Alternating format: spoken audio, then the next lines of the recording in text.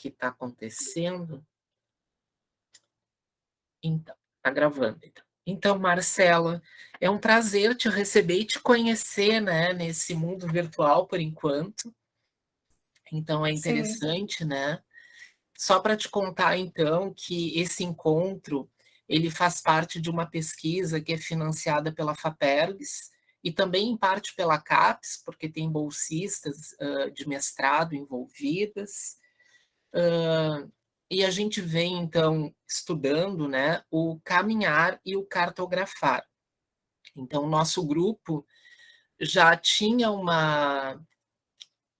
como se diz, já vinha, né, com a prática das cartografias aí deleuzianas, né, guattarianas, por aí, há uns 10 anos, praticando, né, diferentes maneiras, diferentes entradas na cartografia, sempre relacionando com a cidade, com o espaço urbano, com as bordas, aí muitas variações. E num dado momento, né, eu me dei conta, num dado momento, há uns 5 anos atrás, né, eu me dei conta de que comecei a perceber, né, de que a gente vinha num movimento de cartografia da cidade, né, ou do bairro, ou da comunidade, aí variando, sempre tinha um movimento do caminhar, ou caminhar com grupos, ou caminhar intervindo, ou caminhar fotografando, então sempre tinha um caminhar que fazia parte, em algum momento isso começou a aparecer como um procedimento, um procedimento de pesquisa, né?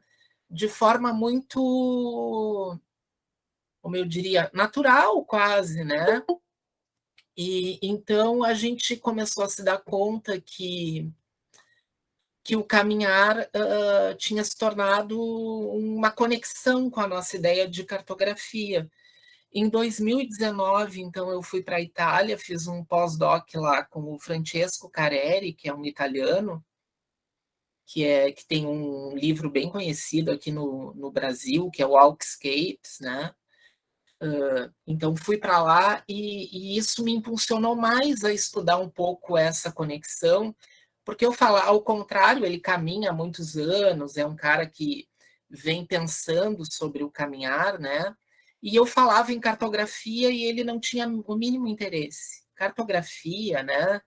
E eu dizia, mas como tu faz os mapas, né? Ele até faz alguns mapas, mas eram mapas bastante duros, assim, né? Do Street View. E eu pensei, quando eu voltei, eu disse, não, a gente vai ter que estudar um pouco essa conexão entre o cartografar e o caminhar que a gente vem fazendo. Aí montamos um projeto de pesquisa que foi aprovado aqui pela Fapergs, e a CAPES tem aprovado algumas bolsas aí. E aí a gente começou uma pesquisa bibliográfica e tudo, e te encontramos, né? E eu achei muito interessante que eu encontrei e logo encomendei o teu livro, né? E li de forma muito rápida e achei muito bastante importante para nós essa aproximação com a psicologia e com a psicanálise, do qual, no campo da arquitetura, que trabalha cartografias, eu diria que é um viés meio deixado de lado, né? Enquanto é muito mais enquanto filosófico do que psicanalítico. E a gente sabe que essa origem está cruzada, né? Pelo Deleuze e pelo Guattari, de alguma forma. Então a gente te encontrou. Esse encontro de hoje a gente está chamando de conversas, né? Ele faz parte do nosso plano de pesquisa do primeiro ano. Nós convidamos artistas, muitos arquitetos, N pessoas que têm trabalhos que envolvem, na maioria das vezes, caminhadas ou cartografia. São poucos trabalhos aqui, agora a Selma está aqui, é uma delas, que envolve cartografia e caminhada. que tem percebido essa conexão, e tu é uma delas, assim, pela tua tese, né, que eu tive contato. Então, nos interessou muito, eu fiquei muito feliz com o teu aceite de estar aqui, né? Então, como é que tem funcionado, né? A ideia é que o convidado tem uns 20, 30 minutos para falar, para nos contar. Se quiser mostrar alguma coisa, fica livre também. Alguns mostram, outros não. O convidado se apresenta, eu não tenho feito uma apresentação formal, tá? E depois a gente conversa, faz algumas perguntas.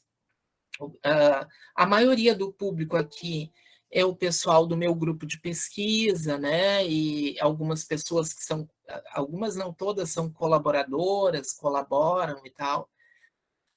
E a ideia é essa, é algo bem informal, bem tranquilo, assim, e para a gente conhecer um pouco da tua tese, do teu trabalho, do que tu quiser contar, mas ficamos muito felizes quando tu aceitou, né? Assim, quando a gente manda um convite, não conhece, né? Ou não tem um contato.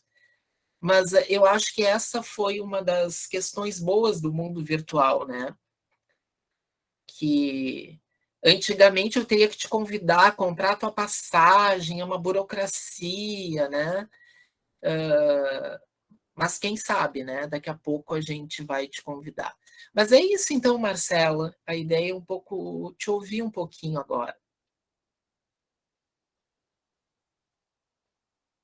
Conseguem me ouvir? Sim, sim. Sim. Bom, eu agradeço o convite. Eu achei muito interessante que o seu e-mail chegou logo depois do lançamento do livro, né? Que eu cheguei a lançar ele presencialmente e aí veio o contato, acho que foi pelo Facebook, né, inicialmente. E aí eu achei que tinha sido por causa do livro mesmo, né? E do lançamento, desse momento lá em março, e fiquei bem feliz, né? É legal falar daquilo que a gente gosta. Então, foi uma oportunidade. E eu fiquei feliz também que tenha vindo, né, o convite da arquitetura e do urbanismo, né? Eu confesso que eu sei pouco de urbanismo, mas eu sou apaixonada pelo pouco que eu conheço. Eu cheguei a estudar uma disciplina na UFRJ durante o doutorado, no ano de 2011, lá no ProURB, na pós-graduação, eu acho que é esse o nome do programa, ProURB, numa disciplina que falava sobre a história da cidade, e eu fiquei encantada com a disciplina, e aí eu cheguei a ler Camilo Cid, algumas coisas sobre um arquiteto francês que é muito famoso, mas que já faz tanto tempo que eu estudei isso, Deve ser 11 o Le anos. Corbusier, né? Isso, Le ele mesmo. Corbusier. Isso. Estudei o Le Corbusier, né? Estudei também o processo de urbanização do Rio de Janeiro logo depois que a coroa, né, chegou no Rio de Janeiro. Então, realmente, isso me fascinava, né?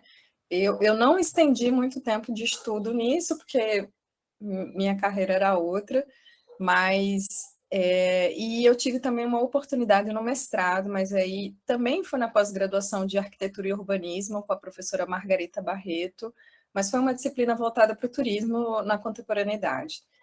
Então, de certo modo, eu sou da psicologia, né? Eu tenho graduação, mestrado, doutorado na psicologia, mas eu circulei, né? Eu circulei nos programas de pós-graduação, né? Na filosofia, fiz disciplina na filosofia, aí na arquitetura e no urbanismo, eu fiz disciplina na antropologia urbana também, eu fui aluna do Gilberto Velho, onde eu conheci também o interacionismo simbólico, e um pouco, né, do que os dramas da cidade com Gilberto Velho.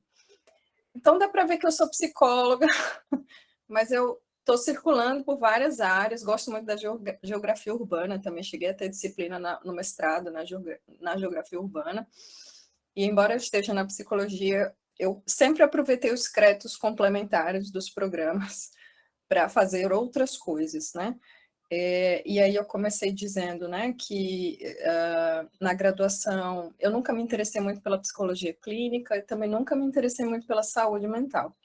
Eu sempre tive mais ligada à justiça, né, à justiça social, então eu fiz estágio na Secretaria de Justiça daqui do estado de Sergipe, eu sou sergipana, né, de nascimento.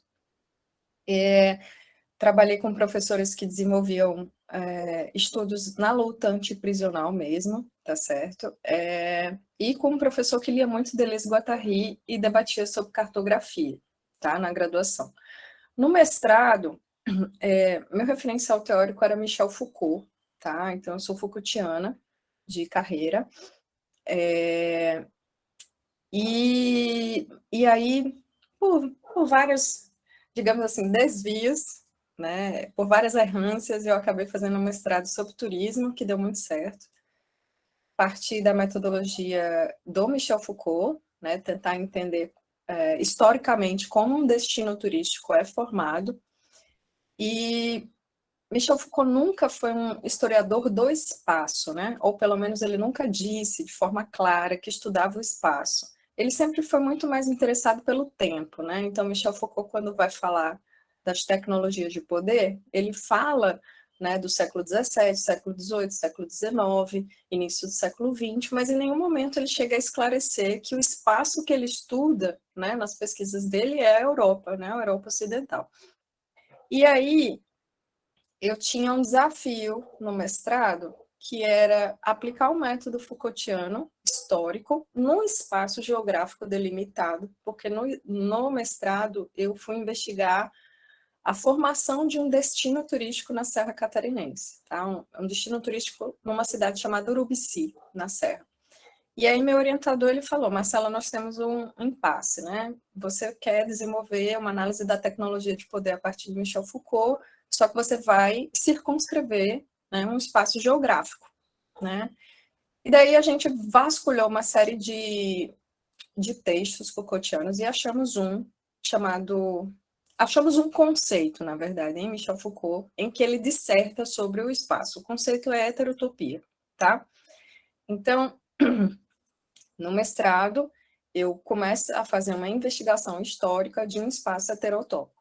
E aí, no mestrado, eu faço uma relação entre heterotopia e destino turístico. Tudo bem?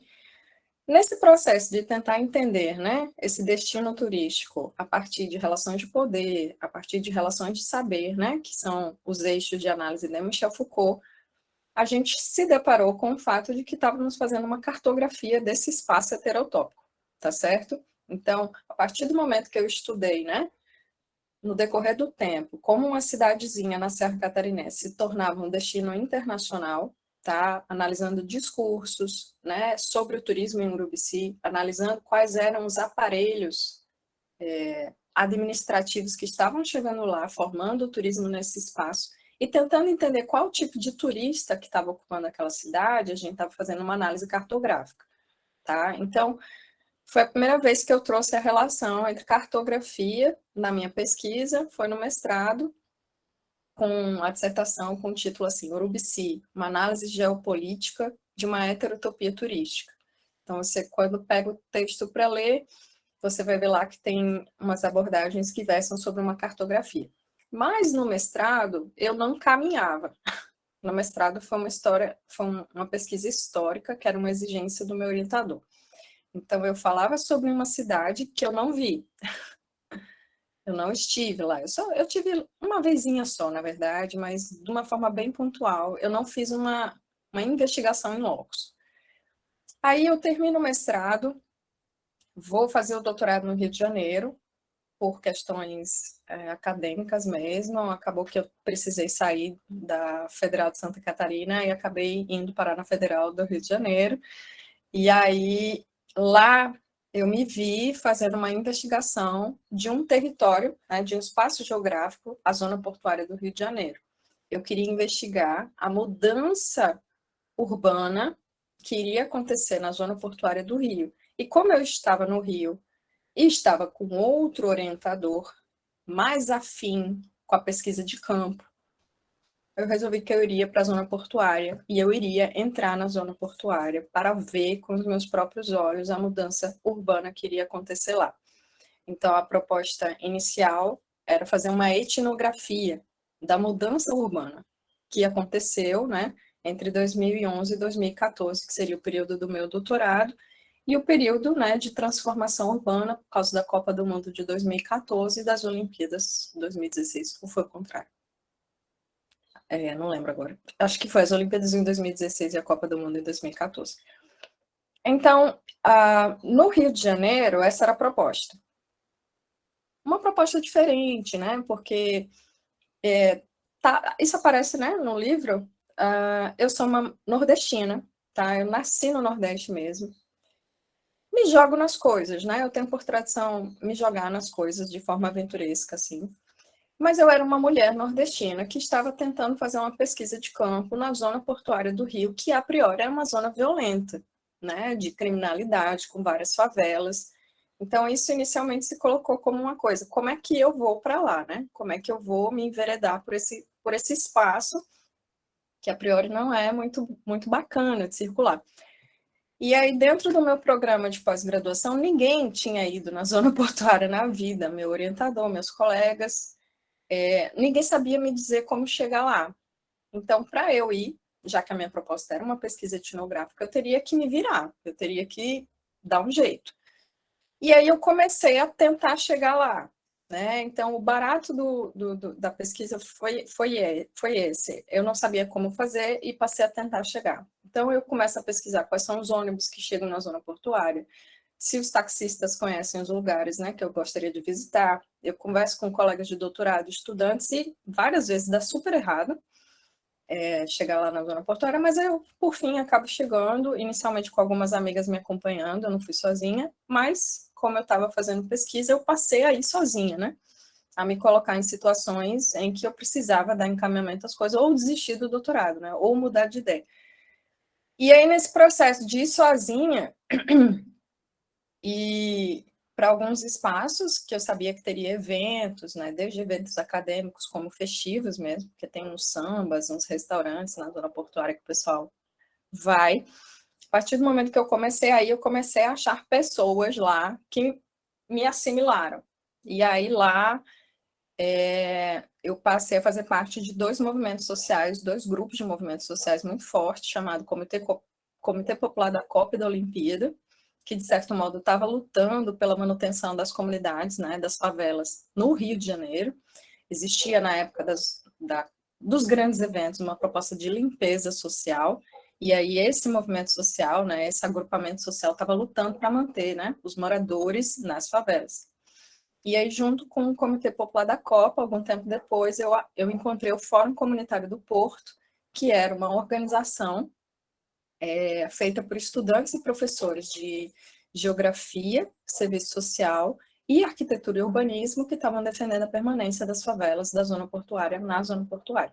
Então, foi assim que eu descobri o porto, né? Descobri a zona portuária, e todo esse processo foi caminhando mesmo, foi pegando um ônibus, descendo no ponto X, né, que eu tinha que descer, aí tinha uma obra, ó, dona, o ponto final é tal ponto, mas por causa da obra a senhora vai ter que descer aqui, eu tendo que descer vários, sei lá, pontos antes, e não tendo a menor ideia de para onde eu ia, né, e aí descer com a bolsa embaixo do braço, olhar para um canto, olhar para o outro, agora vou para frente, e aí o próximo a pessoa que eu encontrasse no meio da calçada, moça, eu preciso ir para a rua Jogo da Bola número 24. Ah, mas está longe, tem problema não, eu chego. E aí eu sou nordestina, a favela do Rio de Janeiro é repleta de nordestinos, então uma das coisas que eu sei fazer, né, é falar nordestinês e é falar das coisas que as pessoas de lá fazem, comer cuscuz com ovo, pão jacó, café preto, onde eu acho um café preto. Então, todos os recursos que eu tinha culturais, que eram semelhantes ao pobre, favelado, usei para me ajudar. E aí, assim, eu ia me achando, não, a senhora tem que subir aquele morro. Dona, a senhora está perdida, porque é a segunda vez que a senhora passa por aqui. Ou então, eu preciso ir em tal lugar. Ah, tem uns estudantes, umas pessoas diferentes naquela casa ali em cima. É ali que a senhora quer ir? Acho que é. Então, eu ia, né? E aí, assim, eu fui para a procissão de Nossa Senhora da Conceição, eu fui para blocos de carnaval, reunião de reconhecimento de terra, né?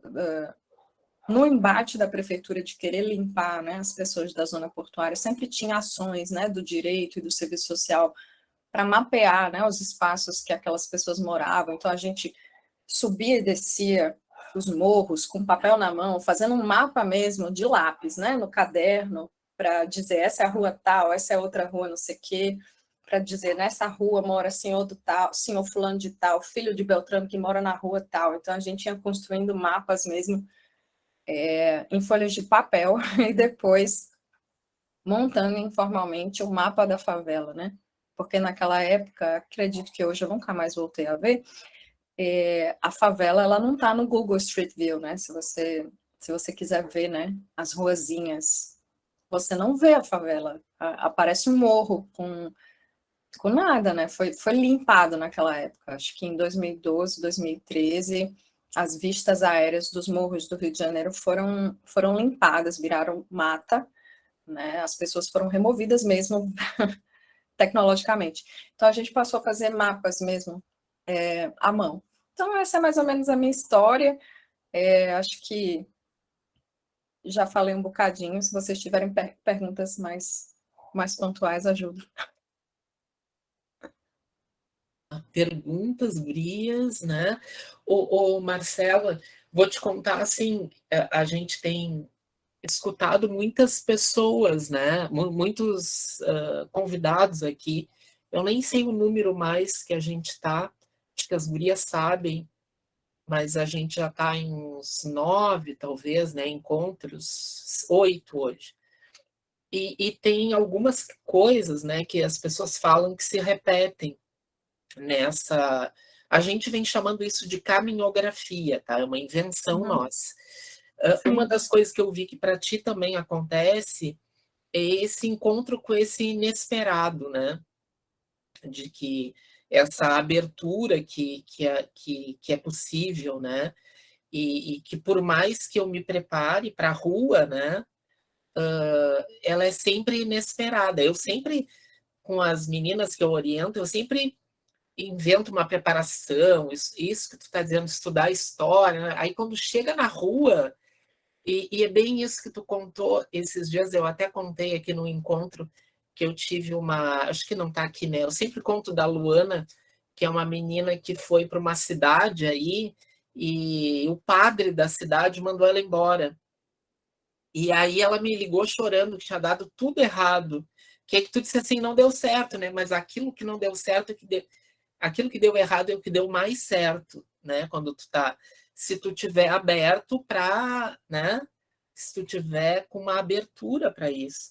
Então me parece que tu também tá contando um pouco né? Desses arranjos que vão se rearranjando, vão se reorganizando. Isso eu achei bem interessante na tua fala e na tua experiência de pesquisa, né? É isso. No momento em que você se depara, no momento que você se propõe a ir a campo, a um lugar desconhecido, que você não tem amiguinhos lá dentro, esse mapa não é afetivo, né? É um mapa total que não existe recurso de memória, existe isso, estudo, né? Pesquisa no Google, só isso, mas no momento que tu chega lá, ou você está aberto ou não tem nada, não tem pesquisa, ou então dê meia volta e vá para casa. Mas botou o pé na calçada, botou o pé na rua, respira fundo e vai. Perguntas, gurias. Guria... Ah, não, tem o Eduardo, tem o Matheus também aqui, eu tô falando gurias. Que Silvia.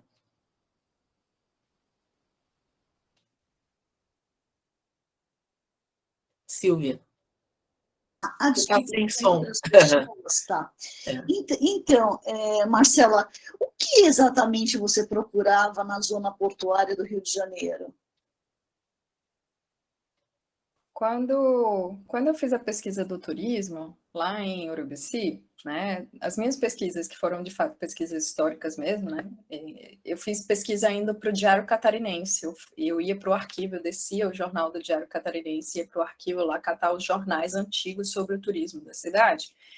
E aí, nesse processo de tentar fazer a história, né, desse turismo, eu vi um embate, né, dos novos moradores de Urubici, que estavam vindo especialmente do estado de São Paulo e do Paraná, indo morar em Urubici, criando grandes hotéis, né, ou hotéis fazendas, instituindo uma nova cultura, a cultura do vinho internacional, etc. E o morador que estava sendo assimilado pelas redes hoteleiras que estavam sendo criadas lá. Então, a gente via esse morador recebendo uma série de pessoas, né, uma população totalmente de fora, e o autóctone tendo que se encaixar nessa nova realidade que estava sendo produzida. E aí, quando eu fui para o Rio, eu queria ver isso. Meu projeto era esse na cabeça, né? Meu doutor, eu dizia isso. Meu mestrado, eu estudei o processo de urbanização turística de uma cidade pequena. Eu queria agora ir para uma cidade grande, estudar o projeto de uma urbanização turística em um bairro, certo? Então, esse era meu conceito, meu esquema de trabalho. E aí, um amigo meu fez, Marcela, eu contei, né, minha proposta de doutorado para um colega meu que morava no Rio na época, ele fez, Marcela, tem tudo a ver o que você está fazendo com o que vai passar na zona portuária do Rio, então lá você vai ter condições de ver mesmo, né, de forma concreta, materialmente, a mudança acontecendo durante o espaço de tempo, né, então, enquanto no mestrado eu vi a mudança de tempo através dos jornais, né, que eram os registros escritos, as fontes primárias, dessa vez eu iria ver com os meus próprios olhos uma parede sendo demolida, um novo prédio sendo construído, e como é que o morador ia ser varrido dali daquele espaço. Então eu fui para ver isso. E eu vi, né? Eu vi uma praça sendo demolida, outra praça sendo construída, eu vi uma ocupação urbana sendo varrida, e os moradores dessa ocupação tendo que se virar na rua, virar morador de rua. Eu vi, né, 2 museus sendo construídos do nada, que é o Museu o Mar, né, o Museu de Arte do Rio e é o Mar e um outro. São 2 museus super grandes e tem um formato basicão em toda a orla marítima de uma grande cidade no mundo tem esse museuzão, que é uma espécie de aquário. Né? Então, eu vi esses museus sendo né, ficando pronto, eu vi o Valongo, o Cais do Valongo sendo descoberto, né? Então, eu vi os Pretos Velhos, tem um memorial dos Pretos Novos, o Memorial dos Pretos Novos sendo descoberto, assim, durante a obra urbana da zona portuária, eles descobriram que existia um cemitério de negros escravos, né? O governo descobriu, e aí, a partir daquele momento, teve que separar, né, esse espaço da zona portuária e virar um museu das ossaturas dos escravos, né? Então, foi criado o Instituto Pretos Novos, é isso. E aí eu vi surgir o Instituto Pretos Novos. Então, eu fui vendo essa transformação urbana, que foi uma transformação urbana voraz e violenta, com o povo, né, com o povo que morava lá, com o povo pobre, com o povo preto, né, com as mulheres trans, né, com quem mora lá e que se prostituía, né, a gente viu as famílias de tradição, digamos assim, né, porque várias daquelas casas que foram demolidas foram casas que foram criadas, construídas em 1889, por exemplo, sendo varridas, né? Então, famílias de 3 a 4 gerações que moravam naquele espaçozinho viram a sua laje ser derrubada, a sua escola ser derrubada, essas coisas. E eu acompanhei isso pessoalmente. Inclusive, eu cheguei a fazer fotos, né? O Edu falou que tinha um pessoal que caminhava fotografando, né? Eu fiz fotos de todas as coisas que eu vi. Aí eu tenho um blogzinho aqui que eu registrei em 2014, vou compartilhar com vocês, tem algumas fotos lá da zona portuária. E a ideia a partir disso também era tentar ver algo além da máfia, né? Eu queria ver o povo morando, eu queria ver o povo vivendo, eu não queria ver a criminalidade, né? O tráfico de drogas, o tiroteio, não era isso que eu queria ver. Eu queria ver como as pessoas viviam dentro da favela, porque se um dia elas desaparecessem dali, né? Porque a limpeza urbana, a justificativa é a criminalidade, né, da favela, mas acontece que na favela não tem só isso. Tô meio perdido agora. Quem é, hein? Selma Primeiro é a Paula, depois sou eu. Lau. Então vou eu. Uhum. Marcela, eu queria te perguntar, tu fala bastante dessa tua vivência em campo, né? E queria saber se dentro do teu doutorado isso existe também, ou é um relato meio extraoficial, assim. Porque eu sinto que é uma coisa que tem um certo receio dentro da academia, né? E se é um relato que existe dentro do teu doutorado, de fato, assim, no texto escrito, como é que tu fez ele, assim, como é que foi esse processo? Tem, boa parte do que eu estou contando, não sei se o Eduardo ele lembra, mas está escrito muito do que eu estou falando aqui, está escrito no livro mesmo, certo? Você vai ver eu contando os percalços todos, porque eu faço uma tese narrativa, Então, em vários momentos eu conto como se fosse um romance. E daí vou metendo no meio trechos teóricos. Então, foi difícil, né? Foi uma guerra, muitas vezes foi uma guerra, né? Embora eu estava com um orientador muito bacana, que é o Francisco Portugal, ele me deixou livre. Então, imagina você chegar com um projeto e o orientador fazer, vá, é isso que você quer. As orientações dele de doutorado, ele ficava fazendo, nossa, isso que você está me falando, me lembra Italo Calvino, no livro tal, me lembra esse romance, não sei o quê. Então, na verdade, não existia conversa sobre a pesquisa. Ele pegava minhas ideias e ficava elucubrando. Era 1 hora de diálogo, nada a ver, assim, né? Ou seja, ele se divertia também, eu acho, né? No fim... Mas, assim, eu fui muito questionada pelas colegas de doutorado, Paula. Minhas colegas me atacaram muito.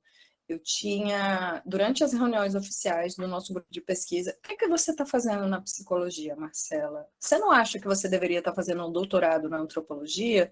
Não tem nada de psicologia isso que você está fazendo. E daí eu tenho que dizer, é psicologia. Como? Explica de novo. Então, eu tinha que explicar. Teve uma vez que eu apresentei um texto para ler, né? Para o pessoal ler e para eu ser arguída. Quando eu apresentei o texto para ler, uma das colegas fez: nossa, você já está no 3º ano de doutorado e não tem pesquisa nenhuma na mão. Aí eu, eita. E aí eu fiz, como assim? Não, pelo que você está relatando e pelo que eu li no seu texto, você não saiu da pesquisa exploratória. Aí eu, nossa, que loucura. E aí, tipo, isso foi um choque na época. E na hora ninguém me defendeu. Então significava que meu grupo de pesquisa, que tinham 8 pessoas, todo mundo concordava com a afirmação da menina, né?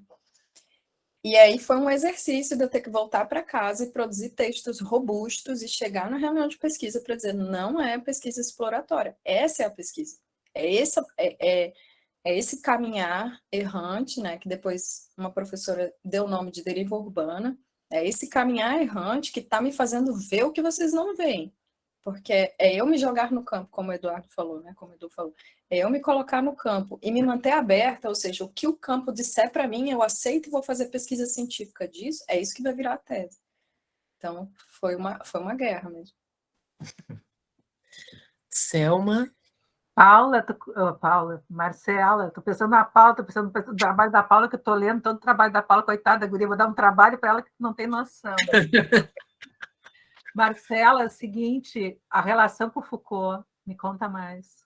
Eu sei que eu sou apaixonada por esse homem, né? Pena que ele era gay, né? Assim, eu não teria chance com ele, né? Mas eu sou apaixonada, assim, por ele, né? Amo demais, assim, sabe? Essa coisa do poder, essa relação que ele faz com o poder e tal. E essa coisa Foucaultiana deve ter que te gritado, né? Quando tu foi caminhar no Porto, né? Então, eu sou outra apaixonada por Michel Foucault, né? Sou igual a você, aquela careca, nossa, que braços. Nossa, então, maravilha, né? aquilo, né? Ia dar um caldo tremendo, mas tudo bem. Eu faço parte desse fã-clube, Selma, compartilho do mesmo sentimento. Sim. Então, né?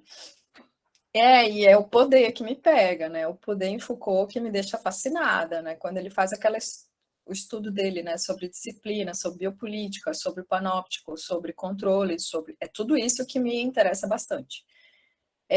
Então é isso, eu pego Foucault a partir das relações de poder e minha estratégia é sempre mapear os órgãos oficiais que tentam controlar a livre circulação de pessoas, tá certo? Então, eu sempre estudo a objetivação dos corpos.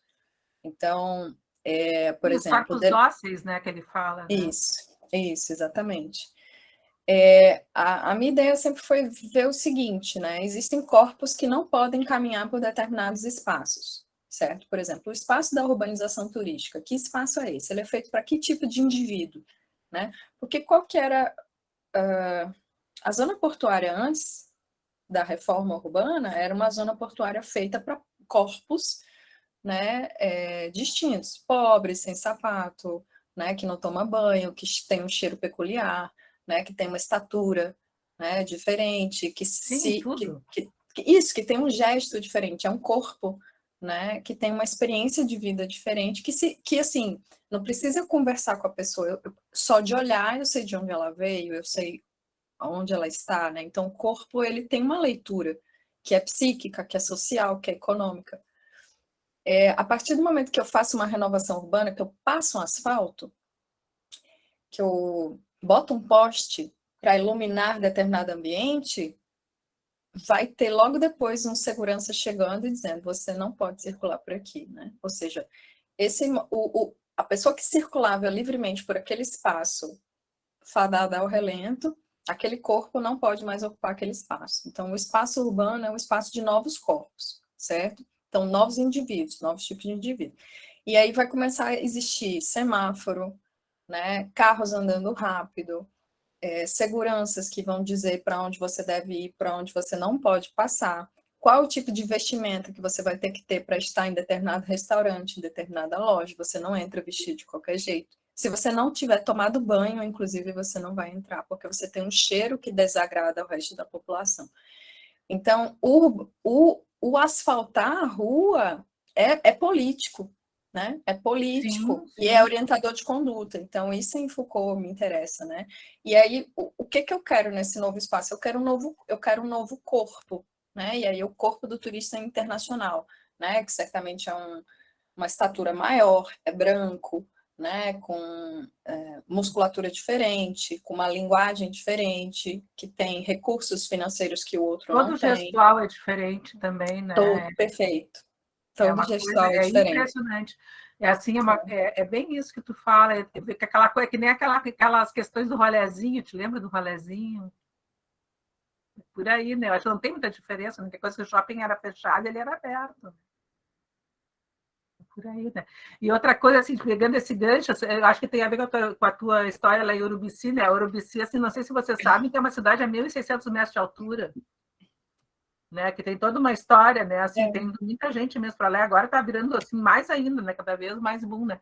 E que deve ter isso aí, que deve ter visto isso aí também, né? Eu vi nos relatos eu não vi pessoalmente, né? Como eu disse, mas eu via no relato do jornal, da chegada das pessoas, né? Dos paulistas, quem que era o paulista, quem que era o morador local, né? Eu vi no relato do jornal e dos sites. Quem era o tipo de indivíduo que o site de turismo queria que chegasse para fazer turismo no local, né? Ele era Apesar de que descrito. ali em Santa Catarina é mais assim, esse padrão mesmo do homem de Neandertal, né? Então não tem muita diferença também. Que vai ali é o poder do capital, né? É bem por aí, mas é mais uma conversa que eu queria ter contigo, assim, eu fiquei curiosa, assim, de pegar e de ver qual era a tua bibliografia de Foucault, qual é que seria, assim, que tu usasse, assim, de base mais. Eu usei Ditos Escritos, um que tem o livro, o texto Outros Espaços, tá? O nome do texto que tem o conceito de heterotopia é Outros Espaços, né? Sim, sim. E daí eu li sobre a geografia, eu fui lendo os textos de Foucault que falam sobre espaço mesmo, né? Sobre a geografia, o nascimento da medicina social em Microfísica do Poder, porque ele chega a falar do poder, Isso, ele chega a falar da urbanização, se eu não me engano, na Alemanha e na França. Eu posso depois passar uma listinha e mandar para você. Não, mas é só para ver qual é que tu relacionou, assim, eu conheço essa turma aí. Sim. Estão aqui também, eles vivem aqui comigo. Que ótimo. Tem os seres que acompanham a gente, aqueles rastros eternos. Mas eu quero ler teu livro, estou curiosa. Obrigada. Eu acho que é a Cíntia, né? É a Cíntia que levantou a mão? Cíntia. Isso. Marcela, boa tarde, pessoal. Marcela, aproveitando o gancho da Selma, e para ti o que é heterotopia? Como é que tu usou essa ferramenta do Foucault para estudar os espaços? E para mim a heterotopia é um espaço de ilusão, né? Um espaço de compensação. E aí, como eu vi o espaço da zona portuária como espaço turístico, tá certo? Então, pensa assim, o que é um turismo? Urbanismo turistificado. E aí, para mim, a heterotopia tem a ver com esse urbanismo turistificado, né, turístico, porque essa nova urbanização que está sendo criada é uma urbanização de ilusão, de compensação. Então, por exemplo, você está na sua casa, tendo seu trabalho cotidiano, sai de casa às 7 horas da manhã, deixa os filhos na escola, depois vai trabalhar feito mecânico, né? De forma mecânica, chega em casa, almoça engolindo comida, né? De tarde vai lá, volta a trabalhar, sei lá, pega as crianças na escola, depois senta para ver novela, vai dormir, no dia seguinte faz a mesma coisa, ou seja, o seu cotidiano, a sua rotina é uma coisa. E aí, quando tu compra uma passagem, ou quando tu vai para um espaço como a zona portuária que está hoje revisitada, tu vai para esquecer o seu cotidiano. Você vai, né, para visitar um museu pasteurizado, que não tem nada a ver com a história do Rio de Janeiro, por exemplo, né, na zona portuária. Os dois museus não têm nada a ver com o Rio de Janeiro, especialmente não tem nada a ver com a zona portuária. Tu entra no museu, diz assim, vou para o porto, vou para a zona portuária, não vai. Tu vai entrar numa bolha turística, num não lugar aí, entende? Para ver, por exemplo, tem um dos museus do Rio de Janeiro que um andar é para contar a história do Rio de Janeiro. A história do Rio de Janeiro é contada na zona portuária, nos morros na favela. É só subir o morro, tu vai ver a história com seus próprios olhos e vai conversar com o morador para saber a história do Rio de Janeiro. Tu não precisa ir no museu, mas você vai no museu para ver a foto do morro que está ali do lado do museu, né? Então você vai saber a história pasteurizada, né, do Rio de Janeiro. Então, tu sai da sua casa para ir para um museu que é diferente do teu cotidiano, que tem ar-condicionado, que tem um piso bonito, cheiroso, né, para esquecer do tempo, porque no museu não tem tempo, o museu é um espaço paralisado, né? Portanto, se não é um museu, é num restaurante 5 estrelas, né, que o guia 4 rodas está ali aparecendo para mapear e para dizer para você que você vai comer um pastelzinho de feijoada ou uma coxinha de abóbora, né, diferenciada, ou seja, você vai para um espaço que não tem nada a ver com o que você faz cotidianamente. Então, a priori, é um espaço de compensação, compensa o seu estresse, tá? Depois, ele é uma heterocronia, ele é um espaço em que o tempo para, tanto no restaurante, como na praça revitalizada, como no VLT, como no museu, o tempo parou para você, tá certo? É uma heterotopia também porque esse espaço que é criado não tem nada a ver com o entorno ao seu redor, né? Uma heterotopia, ela é um espaço de oposição com aquilo que está próximo a ela. No entanto, é um espaço intercambiável, ele não é um espaço fechado, né? Não é uma utopia, não é uma coisa que acontece fora, né? Totalmente diferente. É um espaço que tem vias, né? Você chega na heterotopia por uma rua, né, com VLT ou com seu carro, estaciona em determinado local. E se você atravessar a rua, vai dar de frente com o morador da zona portuária. Então, é um espaço que é comunicável, né? Então, você tem uma heterotopia que tem uma função histórica muito específica, né? Os espaços turísticos que estão sendo construídos para limpar mesmo, né, o morador favelado, pobre, né, no caso ali da zona portuária, para que o turista internacional não chegasse a ver, né, e para compensar a frustração desse turista ou desse morador que está querendo descansar, mas no cotidiano não tem condições mais de fazer isso. Então, essa é a relação com a heterotopia. Sabe por quê, Marcela? Porque eu faço parte de um grupo, eu faço doutorado em educação ambiental, tá? E eu faço parte de um grupo de ECAF, e a gente, inclusive, na semana passada, nós discutimos muito sobre heterotopia. E eu dei aula sobre esse assunto, sobre esse conceito, né? E a gente começou a discutir muito porque esse jeito que tu me traz, o conceito de heterotopia, tem muito a ver com um espaço controlado, né? Que mesmo que a gente saia do nosso cotidiano, tudo é controlado, né? Tudo foi planejado para que tu tenha alguma experiência. Eu posso dizer que, então, que esse conceito está atrelado à experiência com esse espaço, como um espaço de liberdade para Foucault ou não, porque no texto dos outros, do corpo utópico, né, heterotopias, do Daniel Deffer, ele fala da cama dos pais, né? Ele fala do navio também, que por excelência é uma heterotopia. Só que ele pensa, no meu entendimento, como um espaço de liberdade. Liberdade né, que não está dentro do espaço controlado, só que para mim aí é o conflito, entendeu? Onde um espaço é criado para objetivar corpos, né, e subjetivar, enfim, ele deixa de ser um espaço de liberdade, né? Mas eu acho que a potência desse conceito está na gente criar os nossos espaços heterotópicos, né? Daí não sei, assim, o que tu poderia me dizer, né, em relação a isso? Não sei se tu enxergou a heterotopia com esse olhar, Aham. né?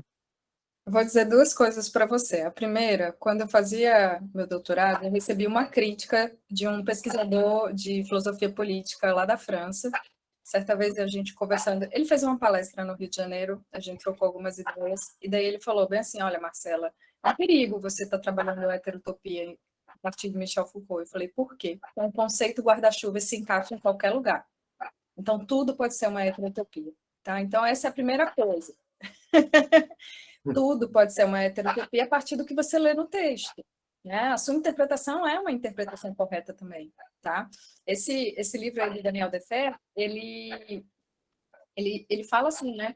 A heterotopia é um navio, mas a heterotopia, inclusive, é o Clube Mediterrâneo, aquele hotel all inclusive, tão famoso na Europa, né? E aí a minha ideia de heterotopia está mais relacionada ao Clube Mediterrâneo e às prisões, né? Porque, de certo modo, a unidade prisional é uma heterotopia também, tá? Então, sim, o meu conceito de heterotopia está ligado a essa heterotopia de controle mesmo. Mas, a partir dos textos do Foucault, quando ele diz que uma praia é uma heterotopia, quando ele diz que o navio é uma heterotopia, quando ele diz que uma festa, ele chega a dizer que uma festa, né, um festejo é uma heterotopia, me remete, sim, a uma ideia de heterotopia positiva. E aí eu confesso, Cíntia, que logo quando eu publiquei o livro, né, eu pensei que futuramente eu iria pegar o conceito de heterotopia e iria classificar que existiria uma heterotopia negativa, que seria essa de controle, e uma heterotopia positiva, que seria essa possível de práticas de liberdade a partir dos textos de Foucault. Então, sim. Posso de novo? Foucault faz isso, né, com a gente. Posso de novo?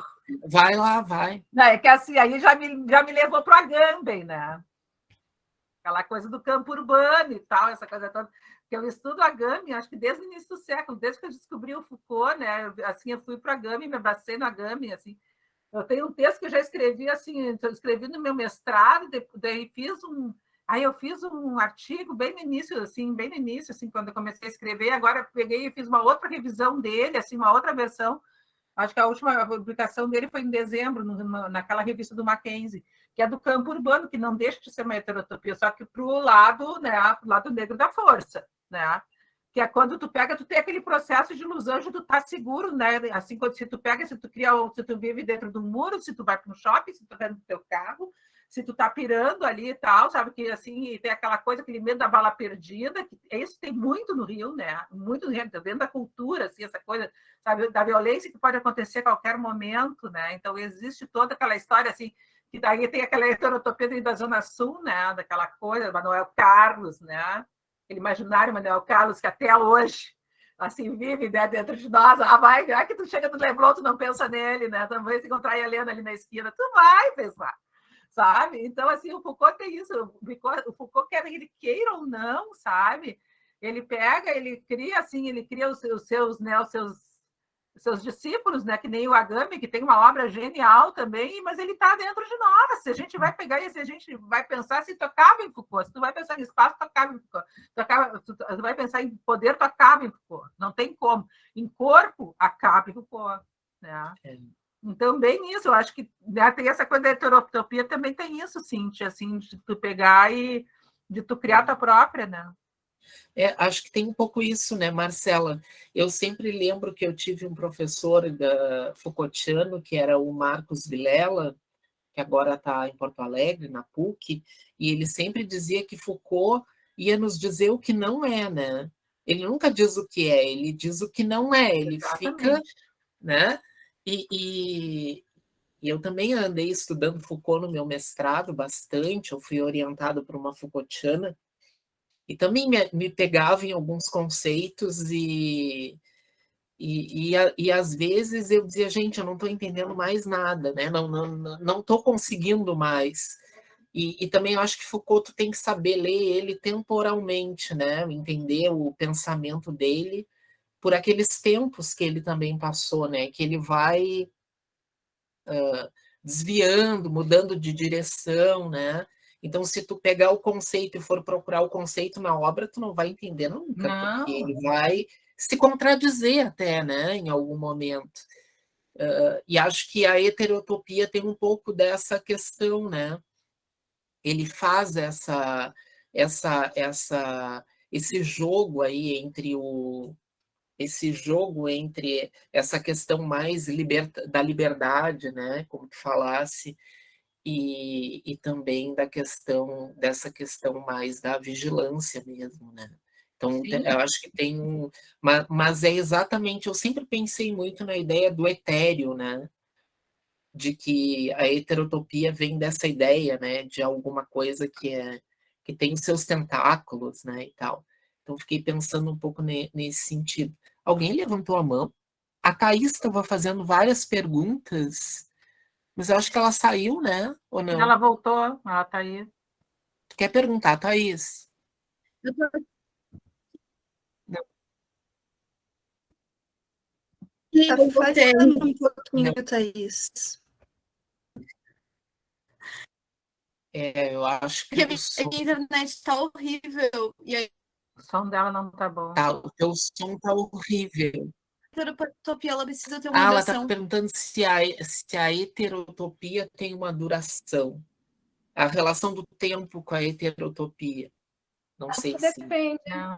Depende do que você escolhe como heterotopia. Por exemplo, ele fala que o cemitério é uma heterotopia, né? O cemitério não tem tempo de duração. Tá lá, a construção, né? É mais a definição. Existem seis princípios. Tá, existem 6 princípios que definem a heterotopia. Se você achar um determinado evento, né, que se encaixa nesses 6 princípios, eu entendo que é uma heterotopia. Por exemplo, o Carnaval da Bahia. O Carnaval da Bahia é uma heterotopia de curta duração. E aí ele diz, né, existe a heterotopia de curta duração, a heterotopia de passagem, e ele classifica alguns tipos de heterotopia. Então, pode ser que ela seja permanente, ou ela seja temporal, ela tenha uma função específica, né? Por exemplo, a praia. A praia é uma heterotopia de passagem. Aí vai, a estação de metrô é uma heterotopia de passagem, né? Então, Interessante. Ela Deixa eu ver perguntou mais pela essa duração moeda. mesmo. Bruno. A duração, exatamente isso. Uma outra coisa, lendo o teu livro, né, que eu vi que em algum momento, eu não me lembro em que passagem tu fala um pouco, e a gente tem discutido bastante, que é sobre essa ideia tanto da cartografia como do caminhar, né? Que existe uma discussão aqui nos grupos que eu sou próximo do campo da área da educação, né? De que a cartografia deleuziana, vamos falar assim, né? Porque eu acho que hoje em dia é um termo bem amplo, né? Com vários movimentos, até no Brasil, ela muito sobre a questão da interação ou da não interação, né? A ideia da cartografia como uma observação, ou da caminhografia, como a gente está chamando, como uma observação, um sentido no corpo do pesquisador, ou de uma abertura para fora, né? Ou da interação com um grupo. E eu vi que tu tem esses vários momentos, assim, né? E eu tenho pensado um pouco nisso. O campo da educação aqui, que eu tenho proximidade e tal, elas não gostam de cartografia que interaja. Elas dizem, cartografia é algo da educação e um pouco da psicologia. Até. E eu fico escutando e eu tenho uma impressão assim com a cidade. Eu sempre digo aqui para as gurias, né? Quando elas vão pensar o que elas vão fazer, se elas vão fotografar, vão anotar e tal. Eu sempre acho importante ter alguma interação, tipo isso que tu fez, né? Como é que eu chego em tal lugar? Né? Não é que seja uma entrevista, alguma coisa nesse sentido estruturada. Então, sobre esse manejo, né? Eu sei que a cartografia vai aceitar esses movimentos, mas me parece que quando a gente experimenta a cidade, né? Parece que o outro chama a gente. né? Chama para que a gente converse, pergunte, escute, né? Então, sobre essa ideia de interagir, talvez fosse a palavra interação ou não, né? Nesse lugar da pesquisa que vem da cartografia. Se tu pensou nisso ou não, né? Então, eu pensei, existem, dentro da psicologia, eu confesso que, assim, existe um embate, né? O termo cartografia é estudado por várias escolas, assim, vários grupos dentro da psicologia, e cada grupo tem o seu entendimento do que é cartografia, porque Deleuze é tão complicado ou mais complicado que Michel Foucault. Se um conceito em Michel Foucault é difícil de entender, que dirá Deleuze? Então, essa galera aí pós-moderna, assim, dá tilt, né? Dá nó na cabeça. Aí tu tem que fazer essas leituras, tem que fazer essas costuras com outros autores, que é como o Edu falou, né? Tu tem que ler outras coisas, não dá para ficar só naquele texto, que senão tu despiroca e não chega a lugar nenhum. Aí, então, assim, para alguns grupos da psicologia, a interação na cartografia é importante, sim, porque quando você se lança, né, quando o seu corpo, porque nós pesquisadores não somos uma entidade, né? Não existe uma entidade neutra. Assim, nessa perspectiva da psicologia que trabalha com cartografia, a gente não é um pesquisador de ciências naturais, nós somos um pesquisador de ciência humana e nós somos corpos também afetados pela nossa pesquisa. Então, se colocar no campo e interagir com as pessoas é fazer com que esse corpo seja afetado pelo campo. A ideia de cartografia também, a gente não sai da universidade com tudo firmado e fixo do que vai pesquisar. Por exemplo, eu tenho uma ideia geral, como eu disse para a Silvia, né, inicialmente, eu tenho uma arquitetura, um esquema de pesquisa, ou seja, quero investigar um bairro que está passando por uma transformação urbana. Esse é o esquema. Mas não está fechado, não está definido o meu objeto, não está definido quais são as pessoas com quem eu vou conversar, não está definido exatamente como é que eu vou fazer a interação. Em nenhum momento eu disse, vou fazer entrevista, vou entregar questionário. Eu simplesmente cheguei lá e a partir do contato com o campo foi definido como é que seria esse processo de interação. Então, eu não saio com os dados a priori, né? Então, é como se o método ele é construído a posteriori, tá? Então, se o método é construído a posteriori, eu preciso interagir com o campo para descobrir qual o método que se encaixa a esse campo. No caso do caminhar na zona portuária, que era muito errante mesmo, né? Era muito tortuoso, um dia eu estava num canto, outro dia eu estava num outro lugar, ia formando grupo aqui, depois mais na frente outro, era total errante mesmo, eu não defini entrevistas, nem entreguei questionário. Eu fiz diário de campo. Eu ia para um determinado local e depois chegava em casa, eu relatava o que tinha acontecido e usei o diário de campo como dado de pesquisa. Um outro professor, né, que eu conheci que fazia pesquisas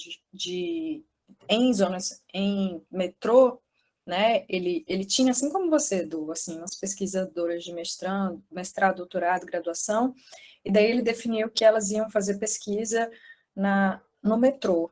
Então, ele dizia, fulana vai para a estação tal, isso lá na Espanha, Beltrana, não sei o quê, e as meninas, e o que a gente vai fazer no metrô? Não sei, você vai chegar lá e vai se virar. Então, tinha a menina que ficava lá sentada no metrô, vendo os trens passarem por 3, 4, 5 horas, tinha a menina que se metia dentro do metrô para descobrir para onde o metrô iria, sabe, do tipo, nem sabia qual era a origem, ia até a linha final, depois voltava. Então, outras paravam para lanchar. Aí, mas no metrô eles conseguiram fazer entrevista. Chegou um momento do trabalho que o professor fez, vamos agora descobrir quem são essas pessoas que passeiam por essas linhas que vocês estão caminhando, que vocês estão observando.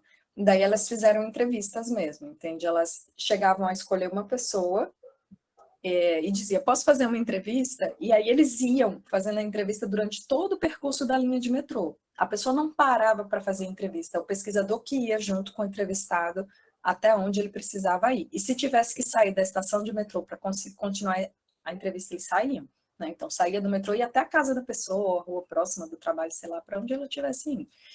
Então é isso, a interação ela é importante porque o tom da pesquisa, a própria política da pesquisa, né, só vai existir porque você chegou a algum lugar assessorado por alguém mesmo.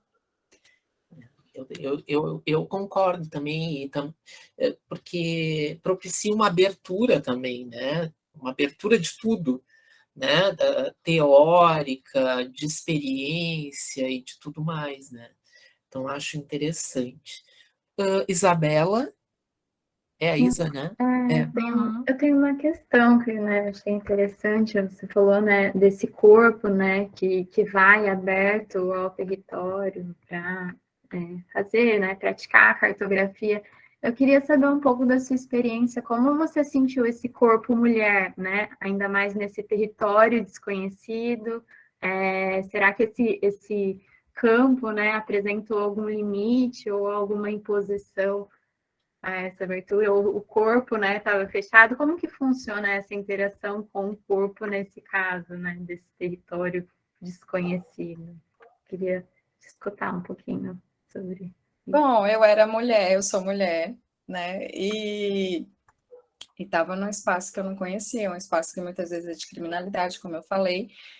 E aí, assim, mas meu corpo é nordestino, né? Então, sabe aquele mito, né, do cabra da peste, mulher cabra da peste, essas coisas todas que o povo diz? Eu tenho esse arcabouço cultural inteiro, certo, Isabela? Eu não sou inocente, nem sou ingênua na parada. Então, eu sabia que o morador da zona pobre do Rio de Janeiro é nordestino, então eu fui armada. E aí, como é que é armada? Né? Eu chegava na zona portuária de chinela havaiana, né, que é o que a gente aqui no Nordeste chama chinela de dedo, né, que é a sandália mais barata, que é vendida, né? Hoje a Havaianas tem uma série de categorias carérrimas, mas a basicona é barata, né? Então eu enrolava o cabelo, eu prendia o cabelo aqui atrás, eu fazia um rabo de cavalo e fazia um coque, eu botava uma blusa comum, uma calça jeans e uma bolsa embaixo do braço. Eu tentava me igualar ao máximo ao nordestino que está na favela, né? Porque eu sei como é no fim. Eu me visto assim também, né, no Nordeste. Eu não ia com aquela cara carioca, né, com os cachos, com os cabelos voaçantes, com aquela roupa, não sei o que, mostrando a barriga, ou então olhando e falando com aquele jeito. Eu não ia nada disso, né? Eu ia com o meu corpo nordestino para a favela. Então, a partir do momento que eu chegava desse jeito, e eu ia sempre olhando para baixo, quando eu fui morar no Rio de Janeiro, me ensinaram a fazer isso, tá? Marcela, olha, você não pode chegar em lugar nenhum no Rio de Janeiro olhando para cima, para os prédios altos, né? Porque Aracaju é uma cidade de casinhas, né? Não tem, os prédios públicos não são gigantescos, nem históricos como o do Rio de Janeiro. Então, eles diziam, você não pode olhar para cima, fazer cara de turista, que você vai ser roubada. Então, o único jeito de você circular pelo Rio de Janeiro e não ser percebida é enfia a bolsa embaixo do braço, olha para baixo e anda rápido, como qualquer carioca que precisa trabalhar, o carioca trabalhador, tá? E aí diziam bem assim, sabe, Marcela, né, diziam assim para mim, sabe aqueles homens de terno, grandão, aqueles armários que anda com a maleta de trabalho? Você vai andar atrás deles. Então, onde você vê um homem daquele tamanho indo para qualquer lugar de trabalho, para casa, você vai seguir o fluxo do vento dele e vai para onde você quiser ir olhando para baixo. Então, eu subi a favela, e eu subi a favela mesmo, sozinha, 9 horas da noite, 10 horas da manhã, domingo, 2 horas da tarde, tudo vazio, mas eu subia sem medo, porque eu subia desse jeito, né? Então, eu me igualei ao povo da favela e eu falava como eles mesmo, eu tomava café preto na venda, entende? Sem nenhum problema, porque essa é a minha cultura mesmo. Aí, tive alguns problemas no momento em que eu dizia que eu era pesquisadora, né, que eu estava na zona portuária, algumas pessoas estranhavam. Teve alguns moradores mesmo não era exatamente da zona portuária, mas que estavam visitando a zona portuária de classe média, que se questionavam do que eu estava fazendo ali sozinha, certo? Então, eu fui questionada por estar sozinha nesse espaço, não pelo morador da favela, mas sim pelo morador de outros bairros do Rio de Janeiro que estava na zona portuária. E aí, um deles chegou a assumir uma postura de agressividade. O que você está fazendo aqui sozinha? Me explica, conta a verdade e tal. E daí eu saí correndo, né? Ou seja, me perdi no meio da multidão, né? E fui-me embora quando percebi que esse tipo de coisa ia acontecer. Em outras vezes, eu confesso que o fato de eu ser mulher e estar sozinha era uma vantagem. Não era ruim, tá certo? Em nenhum momento eu não fui estuprada, eu não fui violentada, ninguém quis me beijar à força, nada dessas coisas aconteceu não, tá? Em nenhum momento, só nessa vez que eu fui mesmo categorizada, mulher sozinha no meio do povo. Mas, a bem da verdade, eu sempre fui muito bem tratada, né? Porque eu chegava sozinha, então, na hora que eu aparecia no espaço, ninguém sabia quem eu era. Quem foi que convidou aquela menina? Ninguém sabe de onde ela chegou, né? Porque, inclusive, nesses espaços, né, não tem psicólogo, tá? Então, todos os espaços de militância, de organização social, é sociólogo, é arquiteto urbanista, é assistente social, é geógrafo, psicólogo não vai para esses lugares. Então, eu era doida, a psicóloga que chegou sozinha, sem conhecer ninguém. Então, muitos sorrisos se abriam para mim, entendeu? Olha, e você descobriu a gente aonde? Pela internet. Ah, então tá divulgando na internet, né, nosso evento e tal. E aí, logo depois, eu era aceita, e eu era trazida para os grupos com muita facilidade. Eu não houve resistência à minha inserção, não.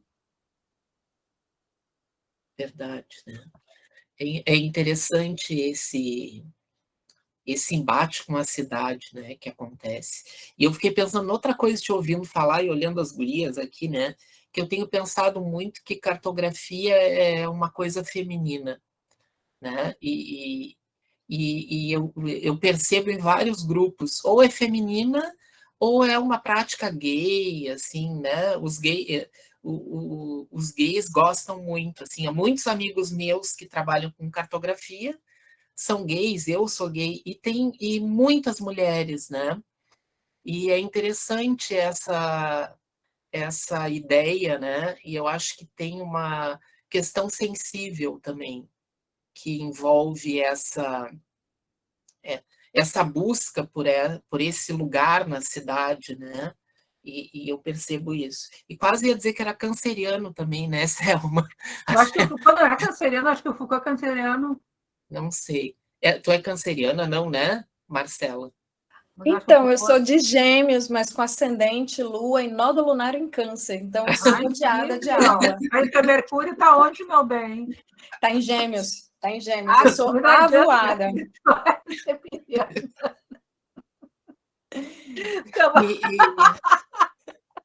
Era duas coisas eu lembrei ouvindo ela falar, essa coisa do feminino, eu tenho pensado muito nisso, né? Ela vai gostar de as meninas, eu digo as claro, meninas que me procuram querendo essa experiência da cartografia, né? E ao mesmo tempo, ouvindo tu falar, e é isso mesmo, né? Essa ideia aberta que a gente tem, né? Da metodologia que vai sendo construída, que é muito mais difícil, né, Marcela? É muito mais fácil ter um questionário, uma estatística, sei lá, ir lá e fazer, e deu. É muito mais difícil tu te jogar nisso que a gente está dizendo que é o inesperado, né? É muito mais difícil, né? Então, e a gente às vezes se dá conta no meio, né, do processo. E eu sempre percebo isso, né? É super fácil, eu tenho que ir para lá caminhar e tal. E não é fácil, né, fazer isso enquanto pesquisa, que é bem interessante. Eu posso pensar como vida, né, como outras coisas que a gente acaba também, né, as coisas meio que extrapolam, que a ideia de Foucault, de Deleuze, não era uma ideia acadêmica, né? E a gente está trazendo isso para a academia. Mas eu fico pensando bastante nesse. E também de que isso é um vício, né? Eu faz 10 anos que eu faço pesquisa, desde o meu doutorado também, com essa coisa da cartografia, numa busca, numa variação que parece que não tem fim, né? Porque a variação é muito forte, eu ia dizer muito grande, mas é muito forte, né? Enquanto a gente anda por aí, mas ao mesmo tempo tem um certo vício, assim, né? De tudo isso. Eu ia fazer uma pergunta para ti que em muitos momentos eu tenho sido questionado, e talvez tu também já tenha passado, que é essa esse lugar da teoria que a gente vem trabalhando, de Foucault, Deleuze, Guattari, a gente anda também meio com Derrida, né, Selma? Como tu vê, né? Eu não sei como eu faço a pergunta, estou dizendo que me fazem essa pergunta, essa questão da gente ter um referencial teórico, vamos dizer assim, tão europeu, né? Então, de vez em quando isso aparece, né? De bato caminha nas cidades do Brasil, aqui, né?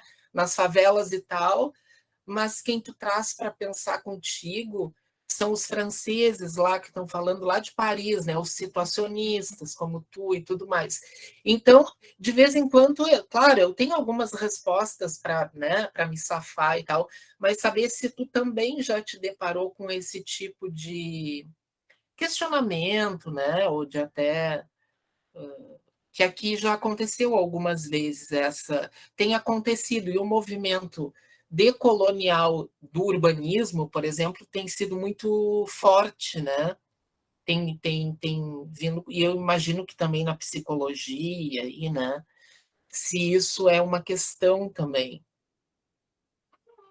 Olha, eu vou fazer um corte temporal, né? Porque é o seguinte, eu defendi a minha tese, né? Eu terminei o doutorado em 2015. Desde então, eu trabalho para instituição privada de ensino, tá? Então, a partir do momento que eu trabalho para instituição privada de ensino, eu não faço mais pesquisa como eu fazia, tá? Então, tem 7 anos que minhas atividades teóricas são eu, com meus livros e os congressos quando eu tenho oportunidade de ir, que aí quando eu sou liberada do meu trabalho, porque a instituição privada é uma instituição de poder, né, de muito controle do indivíduo pesquisador, porque embora hoje eu trabalhe como professora de faculdade privada, eu continuo me dizendo para quem quer, eu sou uma pesquisadora, eu sou uma intelectual, embora meu trabalho não é mais de intelectual, tá? Então, o que é que eu faço no meu cotidiano? É estudar o texto para dar aula. Tá? E na instituição onde eu trabalho, o decolonialismo não é uma questão, tá certo? Entre os meus colegas, dar aula com pensador francês não é um problema. Desde que eu dê o currículo, né? Desde que eu dê minha aula e cumpra o componente curricular, é só isso que interessa. Então, eu me vi em torno desses questionamentos que tu está fazendo há cerca de 1 ano, 2 anos, por alguns alunos em sala de aula, tá certo? Mas mais de curiosidade. Professora, a senhora só usa teóricos da Europa, e a psicologia decolonial, etc. E aí eu precisaria Pará, por exemplo, agora nesse exato momento. Eu passei num concurso, né, agora recentemente lá para o Pará, né, mas para Belém. Estou esperando ser chamada. E aí, tudo der certo, eu vou fazer cartografia no Pará, na zona portuária do Pará, né, de Belém. E aí, foi o projeto de pesquisa que foi aprovado. Então, eu confesso, eu preciso voltar a estudar, né, para ver o que está sendo feito hoje dessas coisas, Edu, porque assim, quando eu pesquisei, tá certo? E quando volta e meia eu dou uma olhada na internet para saber o que tem de novo sobre cartografia e sobre derivas urbanas, né, sobre o caminhar na cidade, eu não acho coisa muito boa, interessante, porque eu venho aproveitar. Então, eu continuo lendo os clássicos, certo? Para mim, Guy Debord esclarece muito bem o que eu tenho que fazer na cidade, tá certo? Do mesmo jeito como o poder, a partir de Michel Foucault, heterotopia em Michel Foucault me esclarece de muita coisa. Quando eu pego para ver quem escreve hoje sobre heterotopia, faz referência a Michel Foucault e faz referência aos espaços clássicos, inclusive quem eu lia, né, bastante sobre a heterotopia trazia as prisões como grande explanação heterotópica. Eu não vejo, nesse momento, com esses temas, aqui no Brasil sendo feito realmente algo de valor, algo bom, de fato, para eu dizer, olha, vou pegar o referencial teórico, vou pegar um intelectual brasileiro para lançar luz para as minhas questões. Eu não tenho. Né? Talvez, se eu parar, né, 6 meses, assim, só para cavucar o que existe de referência bibliográfica em artigo científico per livro, você não vai achar, não. E aí, assim, onde eu vi coisa interessante, tá certo? Foi no Uruguai. e na Argentina. Eu cheguei a ler alguns textos interessantes sobre cartografia das periferias, com um pesquisador chamado Ramiro Segura, da Universidade de La Plata. Ele trabalha o conceito de cartografia um pouco diferente do meu, porque ele usa as representações sociais, e eu não trabalho com representações sociais, mas ele faz o desenho do mapa, ele chega a fazer pesquisa com morador de favela e pede para o morador de favela fazer um desenho do mapa urbano que ele usa, né? Aquele espaço da favela que ele usa todo dia para trabalhar, para ver a avó, né? Para se divertir. Então, ele chega a construir mapas urbanos afetivos, ele chama. E uns 2 pesquisadores do Uruguai, agora eu não vou lembrar o nome deles, que na época falavam sobre urbanização, psicologia e gentrificação. Eles trouxeram o conceito de gentrificação para a psicologia. Então, os latino-americanos que eu costumava ler, que eu gostava, eram esses. Mas atualmente eu não posso te trazer nada local. Precisa ver, eu acho assim, né, Edu? Você tem que escrever, publique seus livros com sua equipe de pesquisa para a gente citar vocês, mas na atualidade eu não acho nada Bom, interessante. isso não falta, é só tu nos achar, tem um monte de coisa aí. A gente tem que mandar para ela aquela Tá desligado, Edu. geografia urbana. É, isso. É quando eu tô precisando estudar, isso é a minha afirmação. Edu, tá mudo o teu microfone. Tá sem voz, Dudu. Não, eu estou falando de que a gente tem pensado um pouco nessa ideia de um caminhar brasileiro, latino-americano, né?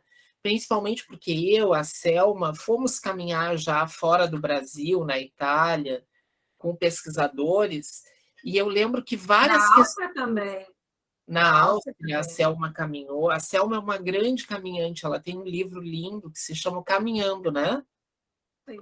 E a gente sempre conversa um pouco sobre isso, né? Que tem algumas coisas, né? Brasileiras, latino-americanas, né? Bom, caminhar na favela é um lugar muito diferente, né? E aí existem algumas questões envolvidas, né? Ou caminhar no Brasil, nos lugares, né? Então, eu acho que existem questões culturais que envolvem essa prática e essa metodologia.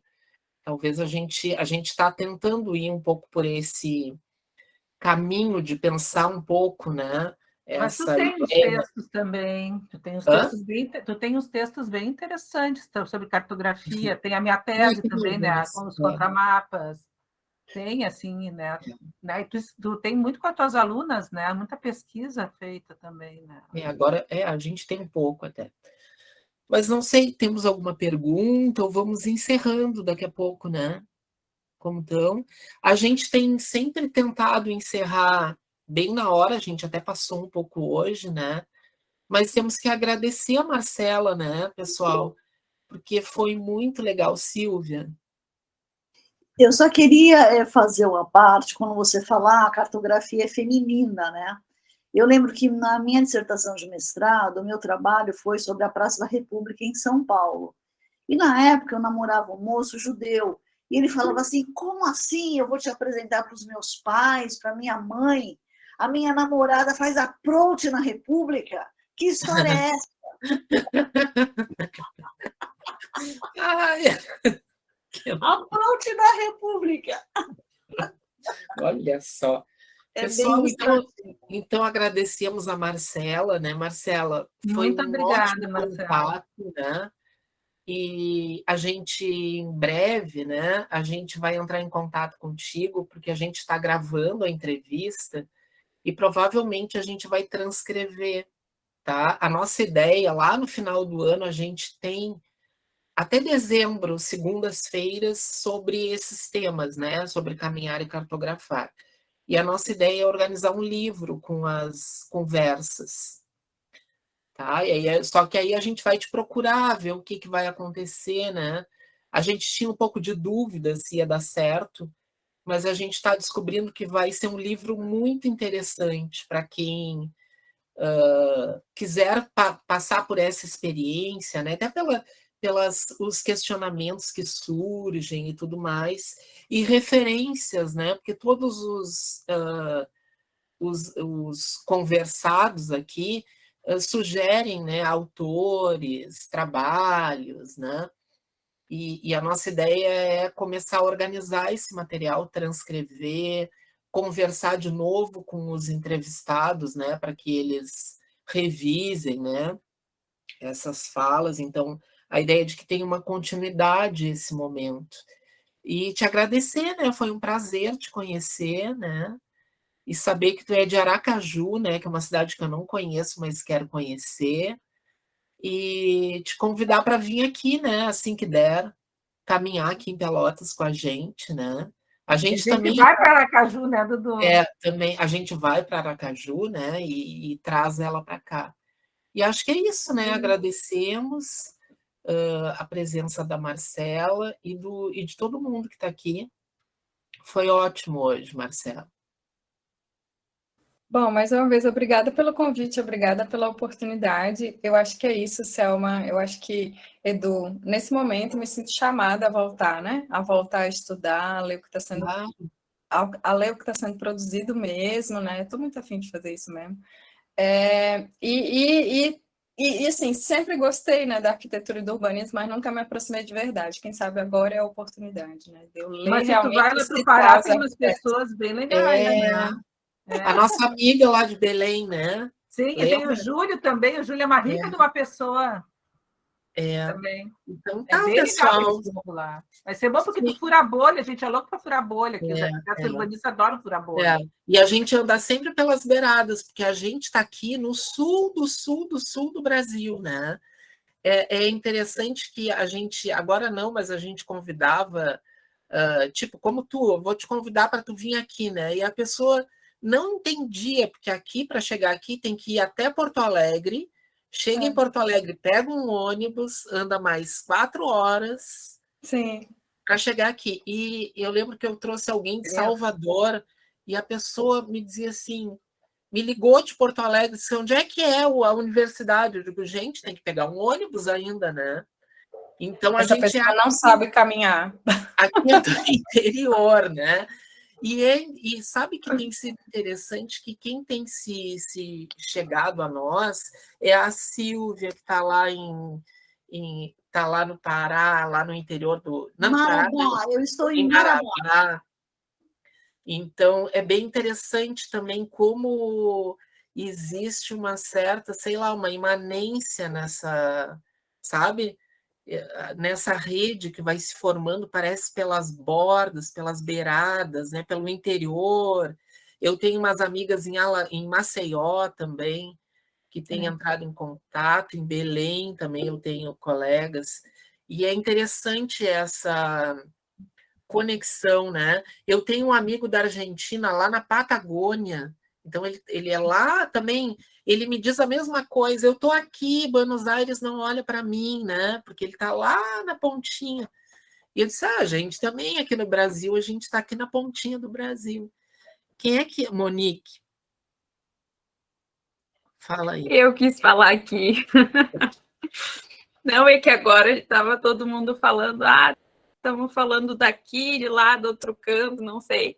Aí lembrei agora, então, da Silvia, minha colega que está aqui, está ali no computador assistindo, que vem caminhar também. Sábado a gente caminhou pela Balsa, que é a periferia aqui de Pelotas, né, também.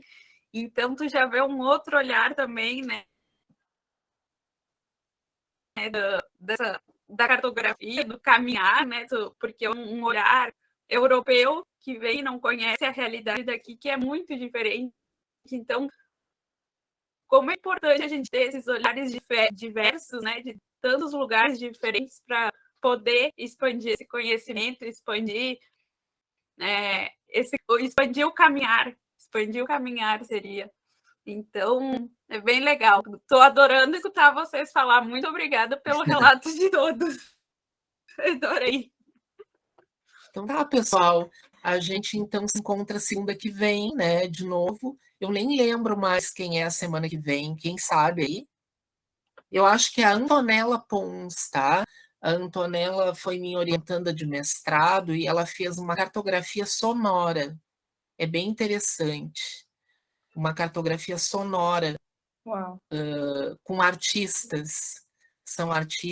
É um músico clássico, um Era um músico clássico, um músico de rua, eu não me lembro mais qual é o outro. E aí é bem interessante essa ideia de capturar o som, né, da cidade. E aí ela leu a cidade a partir desse caminhar pela cidade com esses artistas, que foi bem interessante. E aí ela vai estar aqui segunda que vem. Então tá, pessoal, tenha uma boa semana, né? Um bom início de semana e a gente se vê. Foi Tá? ótimo. Prazer, Marcela. Igualmente. Tudo de bom. Sim, Muito bom, apareça. muito bom. Obrigada. Tchau, Tchau, tchau. Dudu. Tchau, pessoal. Vamos- Vamos falando, né? Vamos continuar se falando. Vamos sim. Beijo. Tchau, tchau. Tchau, Marcela.